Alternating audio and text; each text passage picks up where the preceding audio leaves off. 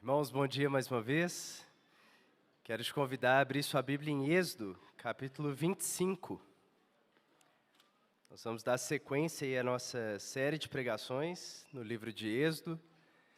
E hoje a gente vai ler o capítulo 25, do versículo 1 ao versículo 9.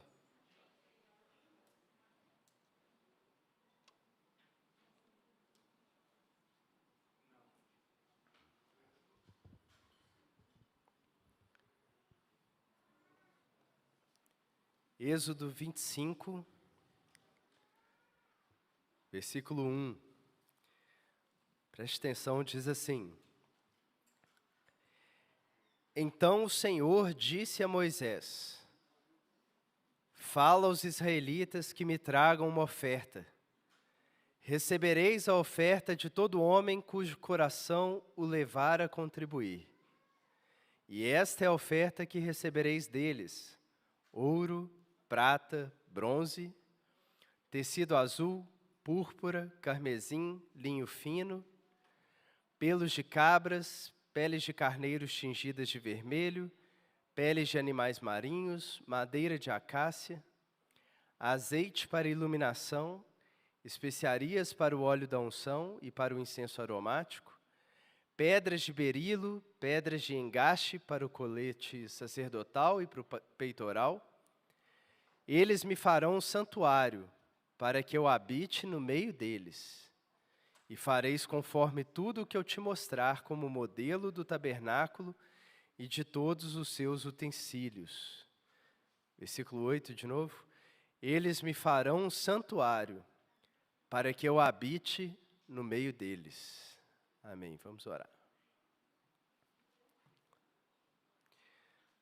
Pai Santo, obrigado, Senhor, pela sua palavra. Pessoalmente, toda vez que eu me coloco diante dela, Senhor, eu me lembro que eu não estou só diante de um livro, mas estou diante do próprio Deus falando comigo, Senhor. Eu peço que essa consciência também tome os meus irmãos, Senhor, para que a gente se lembre que a gente não está aqui num exercício meramente intelectual, cognitivo, Senhor, mas a gente está ouvindo o Deus do universo falar, Senhor, e sendo convocado pelo Espírito Santo a responder com fé e a ser tomado por essa história, Senhor. Coloque-nos diante do Senhor e se coloque diante de nós nessa manhã, mais uma vez, Senhor. Em nome de Jesus. Amém. Amém.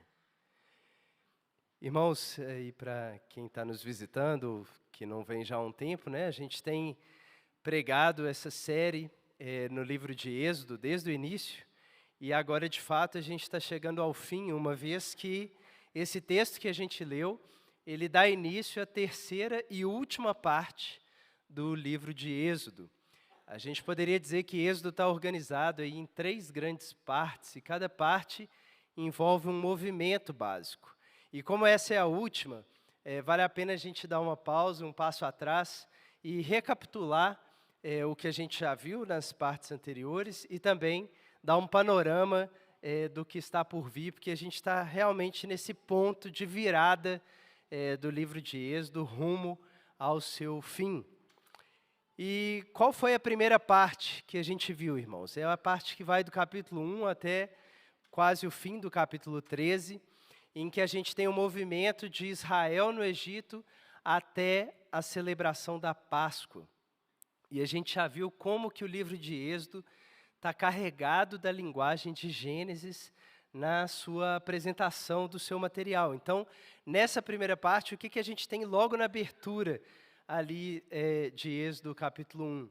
Exatamente a bênção de Gênesis 1 sendo manifesta sobre o povo, mesmo na terra do Egito. Então, a gente tem a abertura do livro dizendo que o povo estava abençoado e frutificava, multiplicava e enchia a terra do Egito. Mas aí, logo em seguida, o que a gente tem? O faraó, como um descendente da serpente, por assim dizer, perseguindo os descendentes da mulher e querendo lançar os filhos das hebreias no rio Nilo. E aí o que acontece, assim como com o escalonamento da violência lá em Gênesis, né, de Caim e Abel, a gente também tem o escalonamento da violência dos egípcios contra o povo judeu, e a opressão vai aumentando, E assim como o sangue de Abel clamava da terra, a voz dos israelitas também vai clamando cada vez mais ao Senhor nos céus. Até que Deus, assim como em Gênesis, levanta um novo Noé, que também é tirado do marquinha de junco ali do rio Nilo, Moisés. E Moisés, então, é usado por Deus para ser um intermediador, por assim dizer, de 10 dilúvios, 10 pragas, que reintroduzem a desordem e o caos no Egito, desfazendo os atos criativos bondosos de Deus, para que o Egito experimente de novo o que significa ser um deserto e o que significa estar ausente da presença de Deus. Mas Deus guarda o seu povo, que é protegido desses dilúvios por uma cobertura sobre as casas, com o sangue do cordeiro, e assim aquilo que foi o julgamento dos egípcios é ao mesmo tempo e no mesmo ato a salvação dos judeus. E termina então a primeira parte com a celebração da Páscoa, uma festa que, como era de se esperar, com toda essa linguagem de Gênesis, carregando o livro de Êxodo, é uma festa em que também os hebreus passavam 6 dias celebrando, e o 7º dia era o sabático, que encerrava aquela festa. Então a gente tem, por assim dizer, nessa primeira parte de Êxodo, uma nova criação, a criação do novo Israel, que vai ser conduzido então à nova terra prometida. E assim a gente entra na segunda parte, que é o movimento do Egito até o Monte Sinai, que vai, portanto, ali do fim do capítulo 13 até o Monte Sinai, no capítulo 24, que a gente viu na semana passada. E, de novo, a linguagem de Gênesis carrega esse processo, e o que a gente tem?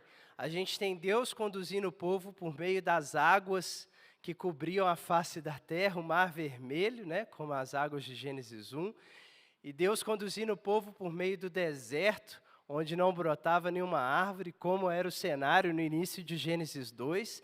Então Deus está conduzindo o povo pelas águas, pelo deserto, para trazer o povo para onde? Para a montanha onde Deus habita, para o novo Éden, que no meio do deserto é o lugar onde Deus está e fala com o seu povo. O Monte Sinai, onde Moisés tinha se encontrado com Deus e agora retorna para ali ouvir as palavras do Senhor.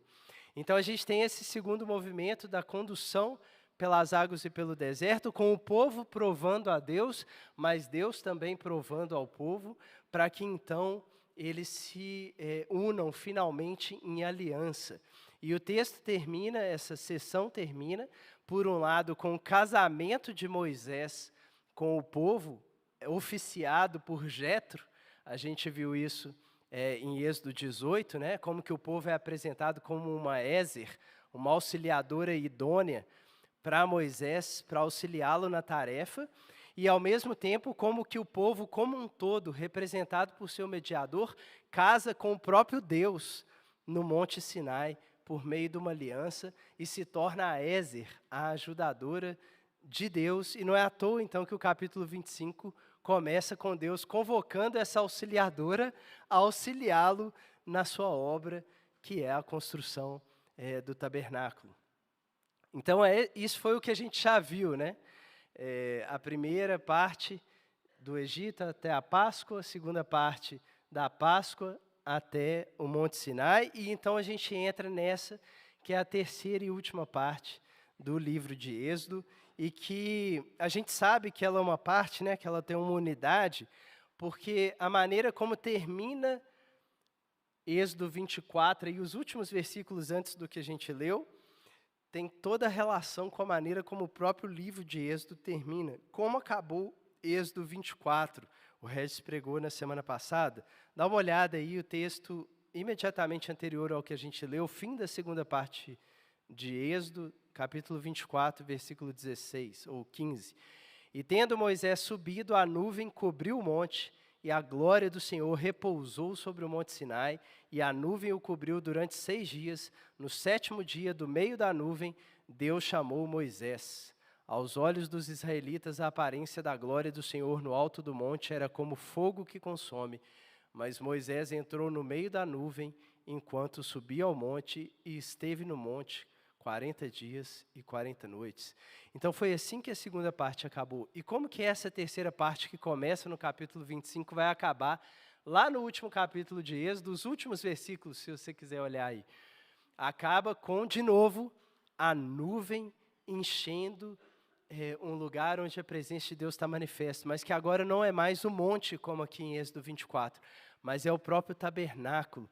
Agora não é mais Moisés subindo até Deus, mas é Deus descendo até o povo. E a gente tem essa terceira parte, então, cercada por essa experiência da nuvem.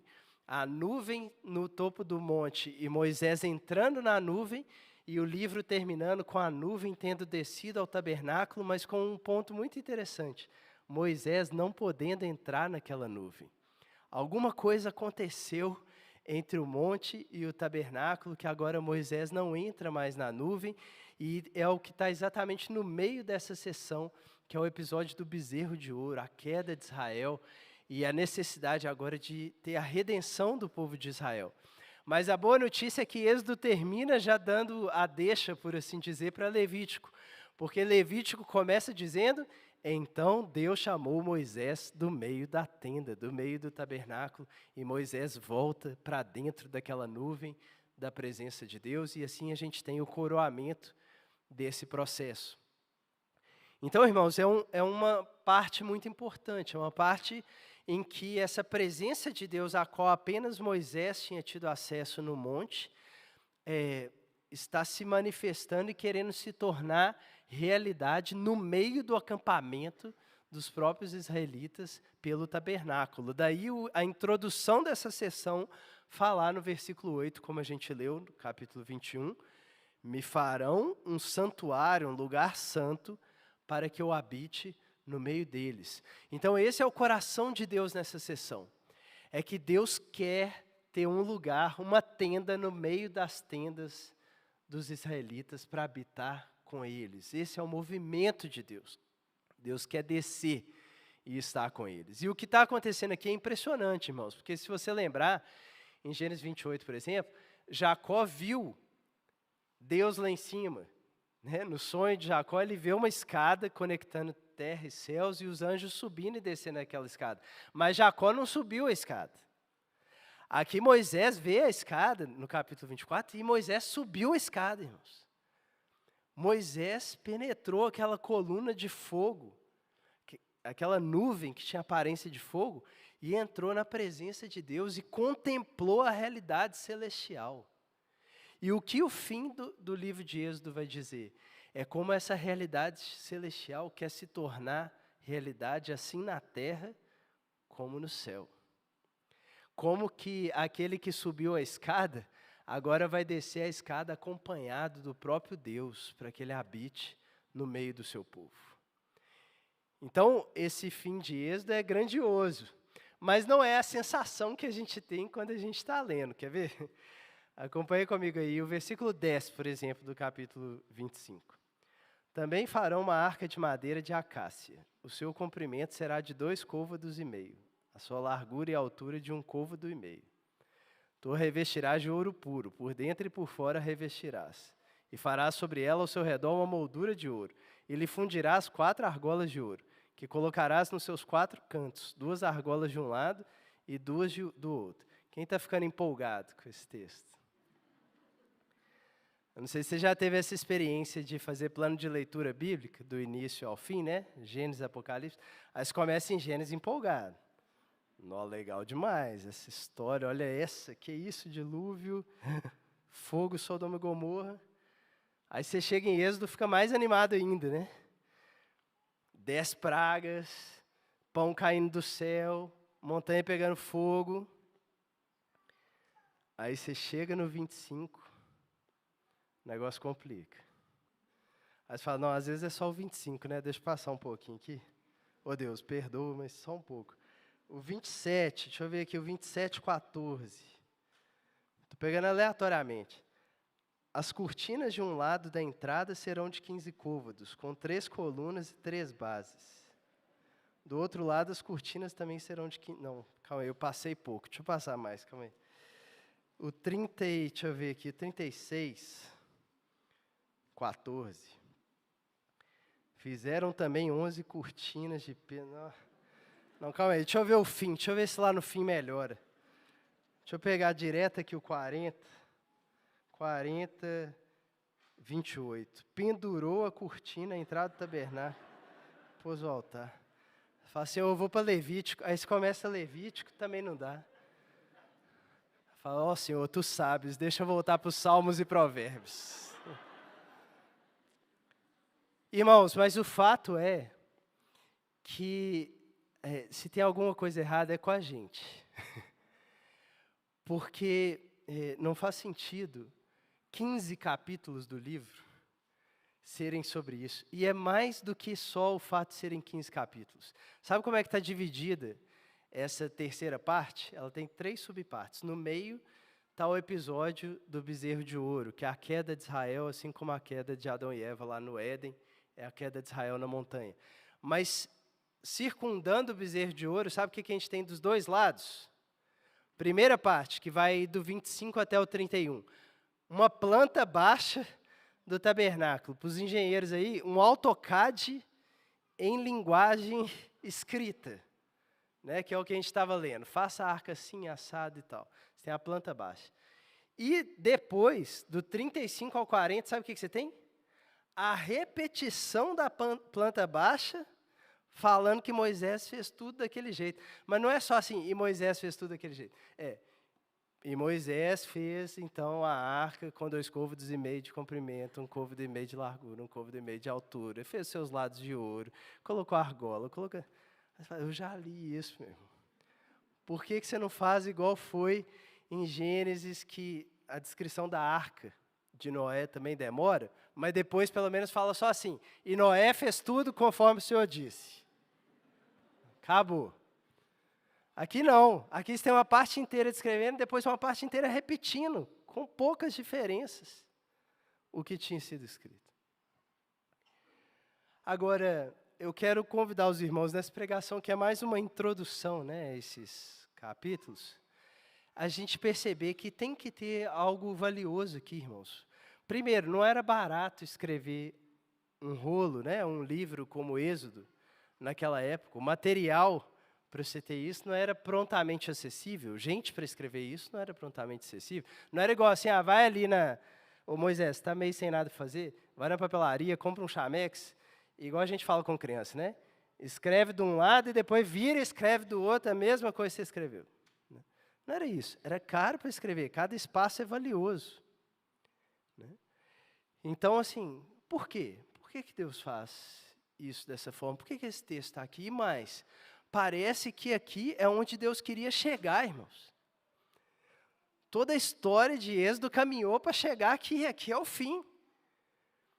Fica parecendo o contrário, né? O clímax está no início e depois é um desânimo total. Mas na perspectiva de Deus não é. Na perspectiva de Deus, do 25 em diante, é o clímax para ele da história, porque ele habitará no meio do seu povo. Então parece que isso tem a ver com os motivos para o texto ser assim, é que isso é o que empolga o coração de Deus, e o que empolga o coração de Deus, o que empolga o nosso coração, a gente fala no detalhe, não é assim? Você cuida do detalhe. Então a primeira coisa que a gente conclui olhando para essa parte, irmãos, é a meticulosidade de Deus com esse plano. Deus foi meticuloso. Não há espaço para algo que não tenha sido o próprio Deus que tenha decretado como deveria ser. E sabe o que isso começa a remeter? À própria criação, que é esse espaço onde não há lugar para desordem. Porque a palavra de Deus ordena tudo nos mínimos detalhes e coloca tudo no seu devido lugar. Os meus cunhados vieram hoje aí para a apresentação do Isaac, né? Um está construindo uma casa, o outro está montando um prédio lá em Vitória da Conquista dedicado à inovação. Os dois ficam me mostrando as plantas, né? Animados. Cara, olha aqui a gente vai colocar uma flor assim, aqui a gente vai fazer assada, aqui vai ter uma placa assim. E você começa a ficar empolgado. Eu estou doido para meu cunhado acabar a casa dele para passar fim de semana lá. Você começa a querer viver aquilo. Você vai ficando embebido daquele projeto. Você vai começando a sonhar junto aquilo. Esse é o convite de Deus em Êxodo 25 em diante. Ele está construindo uma casa. E Ele quer convidar Israel a morar nessa casa. E Ele quer que Israel deseje os detalhes dessa casa, assim como Ele deseja. Que Israel ame essa casa, anseie por essa casa. Para poder cantar depois como Davi cantava. Quão amáveis são os teus tabernáculos, Senhor dos exércitos. A minha alma suspira e desfalece pelos seus átrios. O pardal encontrou casa, a andorinha ninha para si. Eu encontrei teus altares, Senhor, Rei meu e Deus meu. Deus quer um povo que sonha em habitar com Ele, assim como Ele sonha em habitar com o seu povo. Mas tem mais do que isso aqui. Tem essa meticulosidade do Deus Criador, que dá os comandos para que os espaços sagrados sejam exatamente como Ele quer. Mas tem também uma ênfase na fidelidade de Moisés como um tipo de Cristo, né? Que antecipa o servo fiel, aquele que só faz o que viu o Pai fazer e só fala o que viu o Pai falar, aquele que obedece ao Pai até o fim. E por isso há essa repetição para enfatizar que Moisés fez tudo exatamente como Deus tinha dito a ele. Por isso, como diz o autor de Hebreus, ele foi fiel sobre toda a casa de Deus, antecipando a figura de Jesus, aquele que seria fiel sobre o templo de Deus, ele mesmo, e entregaria esse templo ao Senhor. Mas mais do que isso, irmãos, o que tem aqui é de fato um relato de uma nova criação. Na mesma linguagem de Gênesis. Quando Moisés termina esse processo todo, que pode parecer um pouco maçante de ler, sabe como acaba o capítulo 39 e como que acaba o capítulo 40 de Êxodo? E Moisés concluiu toda a obra. Com a mesma linguagem em hebraico de Gênesis 2:4. E Deus concluiu toda a obra dos céus e da terra. Sabe o que mais? E viu Moisés que tudo estava conforme o Senhor lhe havia ordenado. Assim como em Gênesis, a cada conclusão de ato criativo, e viu Deus que era bom. E o que é ser bom se não está conforme aquilo que ele havia ordenado? Moisés, o que Deus faz ao fim de cada ato criativo em Gênesis? Abençoa, né? Deus criou o homem e abençoa o homem. Frutificai, multiplicai-vos, encher a terra. Quando termina a obra, o que Moisés faz? Abençoa o povo. E o que acontece no fim de Gênesis quando Deus termina a nova criação? Deus repousa sobre a criação e santifica o sétimo dia, quando ele cessou da sua obra. O que acontece em Êxodo quando Moisés termina o tabernáculo? A nuvem da presença de Deus repousa sobre o tabernáculo e Deus descansa da sua obra, habitando com o seu povo. Então parece bem intencional, irmãos, que Moisés tenha escrito essa terceira parte para que os seus ouvintes percebessem que o que está acontecendo aqui é que Deus está recriando o mundo dentro do mundo caído. Deus está fazendo a nova criação surgir no meio da velha criação. O pecado não deu o ponto final da história da redenção. Deus está plantando um novo Éden no meio de um novo deserto, e esse Éden vai chamar tabernáculo.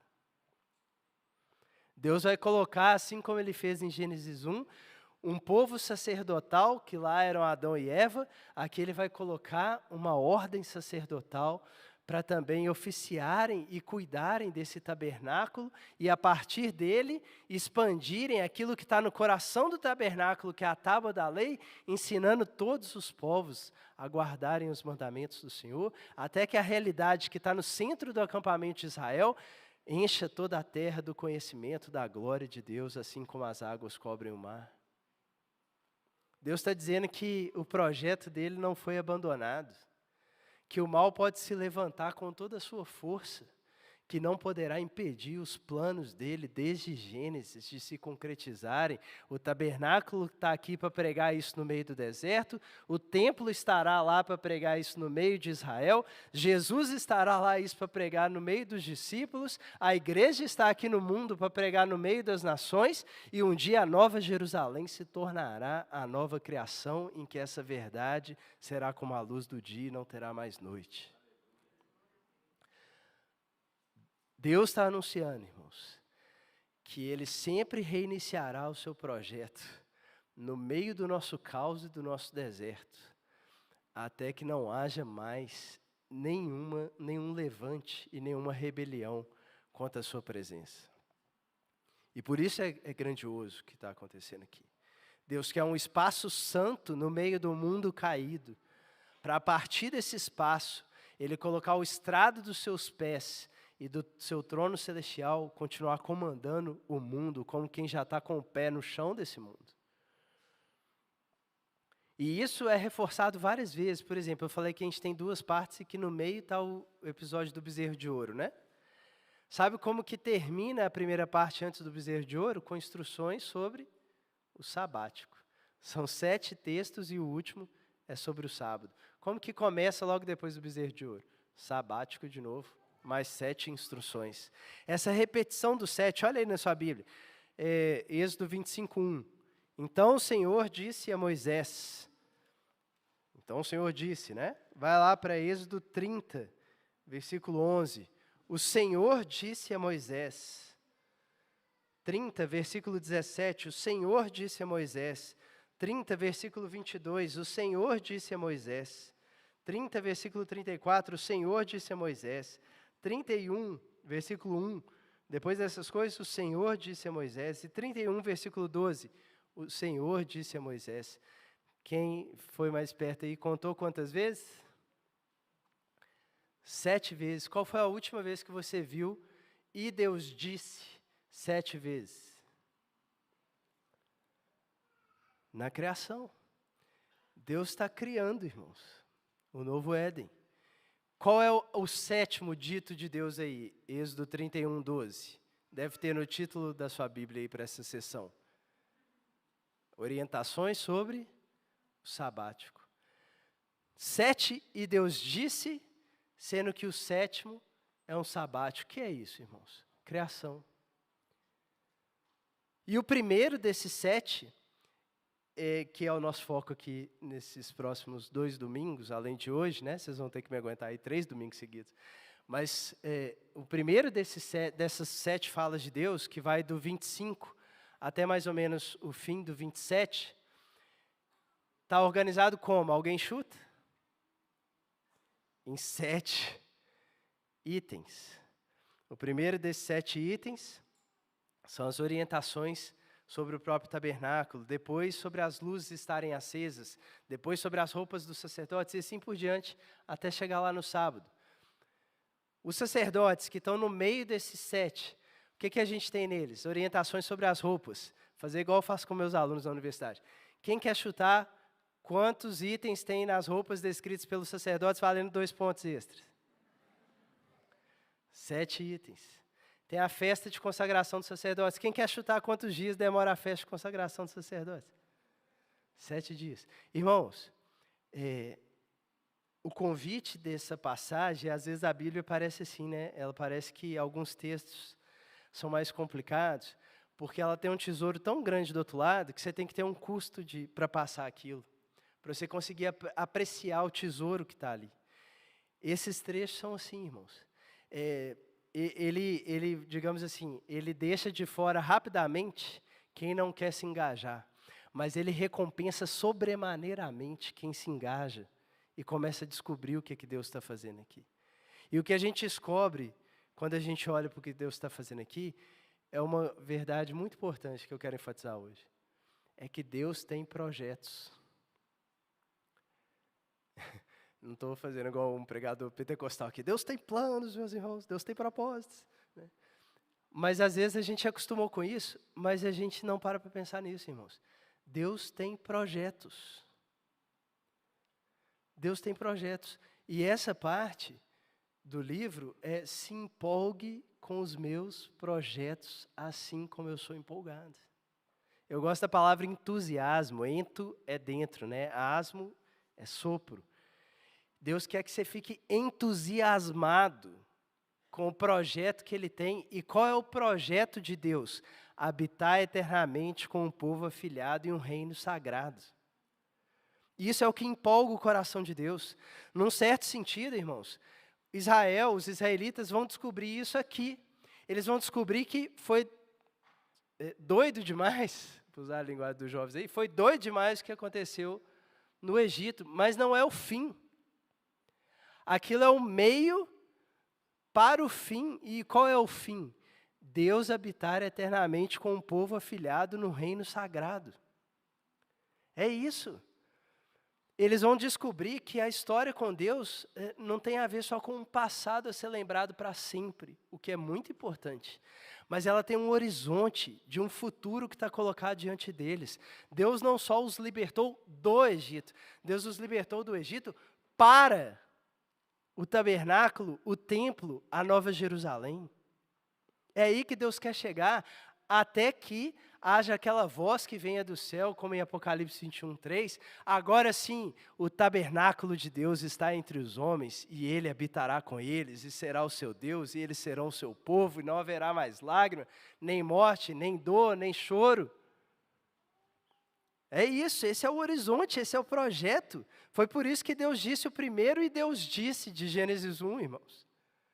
É porque é aí que Ele vai chegar e Ele está contando a história inteira para convidar os povos a entrar nessa história.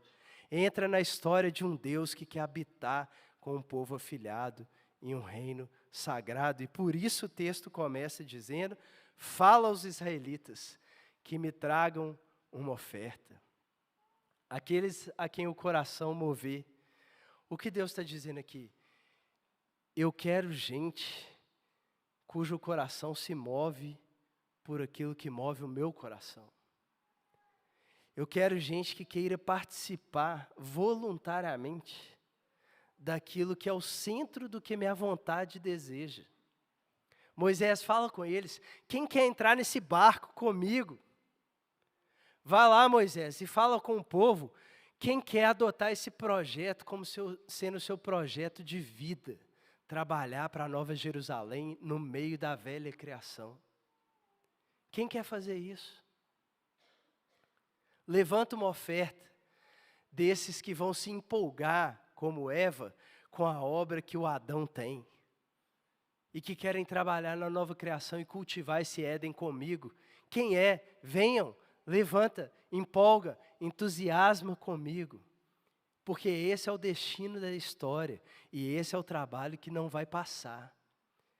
Esse é o trabalho cujo resultado vai durar para sempre. E você vai poder entrar no sabático dizendo, como muitas mulheres de Israel puderam dizer: está vendo aquela cortina ali do tabernáculo? Eu que bordei aquela parte. Está vendo essa especiaria que os sacerdotes vão levar lá para dentro agora para queimar no altar de incenso? Eu que trouxe um pouquinho. Sabe aquela arca da aliança que está lá dentro? Um pouquinho do ouro que está cobrindo aquela tampa, fui eu que doei. Eu tenho parte nisso, essa casa é minha também. Eu participei do projeto que Deus propôs para mim. E esse é o convite desse texto, irmãos. A gente vai ver com mais detalhes aí a curiosidade de todo mundo, né? Os significados das mobílias, etc., nos próximos domingos. Mas eu quis focar nesse primeiro trecho, porque eu acho que ele resume bem. Muitos comentaristas passam rápido essa parte, né? Ah, não, aí teve a oferta. Mas, gente, é muito mais do que isso. Aqui não é só teve a oferta. Aqui é Deus propôs um projeto para o povo e convocou o povo a desejar uma vida que fosse contribuir para aquele projeto, saindo dos seus próprios projetos vãos. E o triste é o que vai acontecer aqui no meio. Enquanto Deus está propondo esse projeto para Moisés, o que está acontecendo lá embaixo? O povo está pegando esse ouro que era para vir para o tabernáculo e construindo um bezerro de ouro, montando outros projetos, outras plantas, outros artefatos e tentando se organizar em torno deles. Então, irmãos, mexeu muito com o meu coração quando eu estava preparando, fazer essa pergunta para os irmãos: quais são os projetos que têm organizado a sua vida? De quais projetos você está participando? O que tem tomado o seu ouro, a sua prata, o seu bronze? O que tem tomado aquilo que você tem? Você está construindo para quê? O que você está deixando para depois de você? O que está sedimentando como construção da sua obra? É uma partezinha do tabernáculo ou é um bezerro de ouro? A sua habilidade artística, porque aqui no 25 isso não aparece tão claramente, mas na repetição desse texto, na segunda parte, né, que é lá no capítulo 35, aparece claramente que não era só contribuir com o material, era contribuir também com as habilidades. Quem sabia costurar, costurava a cortina. Quem sabia fundir, fazia o candelabro, que era para ser de uma peça fundida. O que você tem e as suas habilidades estão sendo colocadas a serviço do quê? Do quê? Quais são os projetos de vida que têm capturado a sua imaginação e que você fica suspirando por eles? Que você tem como a visão de onde você quer chegar. Gente, os nossos próximos domingos todos são um convite. Suspire pelo que Deus suspira. Como disse o Salmo 42 que a gente leu hoje, como suspira a corça pelas correntes d'água, assim por ti, ó Deus, suspira a minha alma. Quando me verei diante de Deus? Irmãos, a vida é relativamente curta. O convite desse texto é: não desperdice a sua vida em projetos vãos. Isso não significa que você tenha que se dedicar exclusivamente à igreja local, de forma alguma. Mas significa que todo projeto lá do seu trabalho, da sua família, pode ser um bezerro de ouro ou pode ser um pedacinho do tabernáculo. Dependendo de a quem você está servindo e qual o propósito que você tem no coração ao fazer aquela construção. É servir como um portal do céu na terra, é abrir uma janela para o Apocalipse de Moisés, aquilo que ele viu descortinado no alto da montanha, para que todos os povos vejam a sala do trono e tenham acesso a ela por meio do sangue de Jesus. Então continua nesse projeto, mas não sai, irmão, sabe por quê? Esse ouro desse bezerro vai ser esfarelado e vai ser jogado no rio. Não vai sobrar nada. Então, gente, para a gente concluir, eu queria só destacar alguns pontos que eu acho que o próprio apóstolo Paulo, quando ele olha para esses textos da construção do tabernáculo e da construção do templo, ele mesmo conclui para a gente como exortação pastoral. Vocês viram aí que os materiais importam, né? Esse primeiro texto mostra isso, materiais importam. Deus não falou assim: gente, faz uma tenda, mas como, Deus? Vocês que sabem. Do jeito que vocês acharam melhor. Não, Deus especificou o material de construção.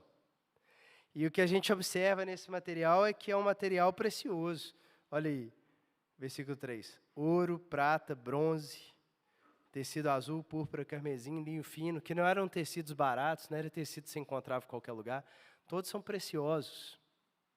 Eles estão em ordem decrescente de prioridade, né? Então, o ouro é mais importante que prata, que é mais importante que bronze. Tecido azul é mais importante que púrpura, que é mais importante que carmesim, mas todos são preciosos.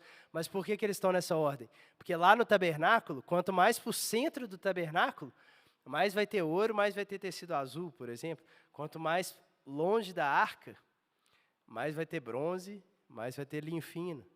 Para dar esse senso de que o tabernáculo é em si um lugar concêntrico, né? Em que o centro está no Santo dos Santos. Mas a pergunta que eu queria fazer para os irmãos é: de onde que vieram esses materiais, irmãos? Porque vamos combinar que não deve ser muito fácil encontrar tudo isso aqui no meio do deserto, né? Se é um povo pobre, de peregrino, no meio do deserto, Deus passa essa lista de construção, você já pensa: não, deu ruim. Mas de onde que veio, irmãos? Dos despojos dos egípcios. Quando eles saíram do Egito, o que aconteceu? Os egípcios deram várias coisas para eles. Lembra lá em Êxodo 12, Êxodo 13? E agora o que Deus está falando?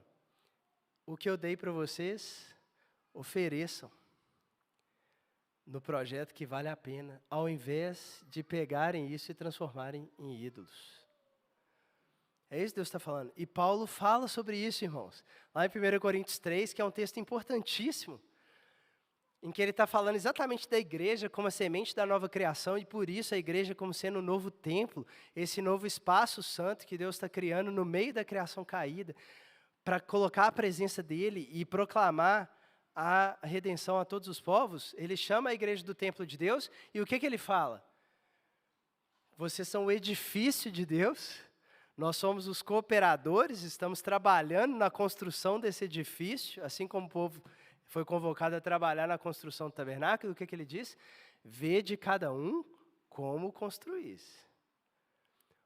Porque se você constrói com ouro, prata ou bronze, remetendo a esse texto, ou com madeira, palha e feno, o fogo daquele dia vai revelar a obra de cada um.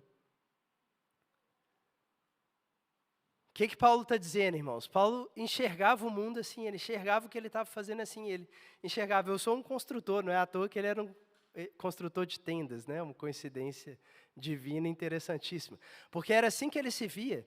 Ele estava montando a tenda do tabernáculo. E quem era a tenda do tabernáculo? Era a nova criação no mundo. Quem era a nova criação no mundo? Era a igreja. Era nisso que ele estava trabalhando, ele era um construtor. E o que ele falava? A qualidade do material importa. Trabalhem comigo com o seu melhor. Dedique o seu melhor a esse projeto da nova criação. Sabe por quê? Porque um dia a nuvem vai descer e a nuvem tem a aparência do fogo que consome. E se você tiver montado esse tabernáculo de madeira, de feno ou de palha, a nuvem vai queimar essa parte. E você não vai poder dizer, aquele pedacinho fui eu que construí, porque aquele pedacinho vai ter sido queimado por Deus. Você vai estar dentro do tabernáculo, mas a sua contribuição não vai passar pela cortina de fogo. Não faz isso. Traz o seu coração inteiro. Traz o melhor que você tem. E coloca isso no projeto de Deus. Sabe por quê? Porque você vai poder curtir o efeito da sua obra por toda a eternidade. Por toda a eternidade.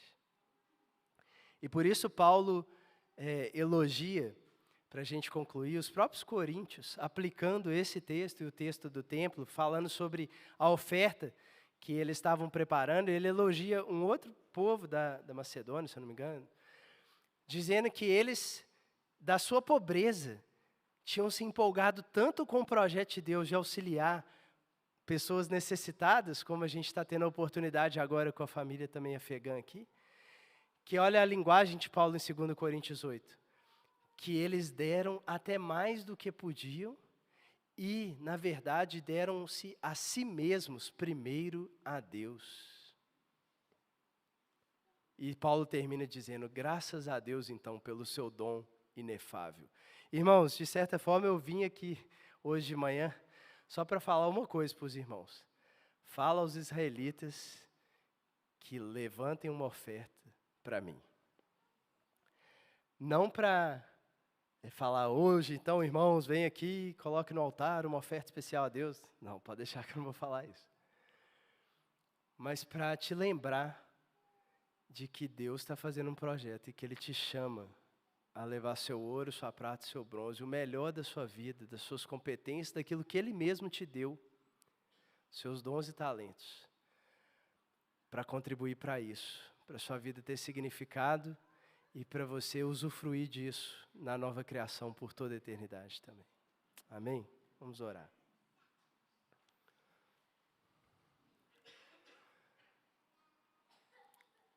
Pai Santo, leva-nos, Senhor, para além mesmo da cortina de fogo, Senhor. Dê-nos esse apocalipse que Moisés teve, Senhor. Que vê a realidade celestial. Que vê, Senhor, aquilo que vai permanecer para sempre, Senhor. O céu que vai descer para a terra. E que porque teve essa visão, Senhor, age aqui no mundo criando esses portais em miniatura para a realidade do Senhor, Pai. Anunciando que o Senhor já está presente, fincando bandeira em cada um dos 4 cantos dessa terra, Senhor. Anunciando, Deus, que o Senhor quer habitar no meio de nós e o Senhor convida todos os povos, Senhor, a colocarem tudo o que têm, o que sabem, o que aprenderam, Senhor, a serviço dessa grande obra, Senhor, que merece 15 capítulos detalhados mesmo, Senhor. Porque ela é para ser digerida devagar, Deus. Ela não é uma coisa só para a gente assentir rapidamente com a nossa cabeça, Senhor. Ela é um projeto para a gente meditar nele, Senhor. Para a gente passar tempo em cima dele, Senhor. Até que o nosso coração suspire pela casa do Senhor, como o seu suspira, Senhor, pela sua casa. Até que a gente se torne como Paulo, Senhor. Alguém que se enxergava como um fazedor de tendas, Deus. Como alguém que era um cooperador de Deus, um ézer de Deus, um auxiliador idôneo de Deus. Trabalhando junto com Deus, no cultivo e na guarda dessa nova cidade-jardim em miniatura que é o tabernáculo, Senhor. Até que a glória do Senhor encha de maneira tão forte, Senhor, a tenda, que o conhecimento do Senhor encha a terra assim como as águas cobrem o mar, Senhor. Dá-nos o privilégio, Senhor, de não desperdiçar a nossa vida, mas de sermos entusiasmados pelo Espírito Santo, Senhor, para que em tudo o que fizermos, quer comendo, quer bebendo, quer trabalhando no nosso local de trabalho, na universidade, quer cuidando de um filho em casa, Senhor, a gente faça tudo para a glória de Deus, porque é isso, Senhor, que não vai ser queimado pelo fogo que consome, mas vai continuar do outro lado, Senhor, como glória das nações que foi trazida ao Senhor, Pai. Em nome de Jesus. Amém. Amém. Enquanto a gente se prepara para a ceia, vamos cantar junto com o ministério.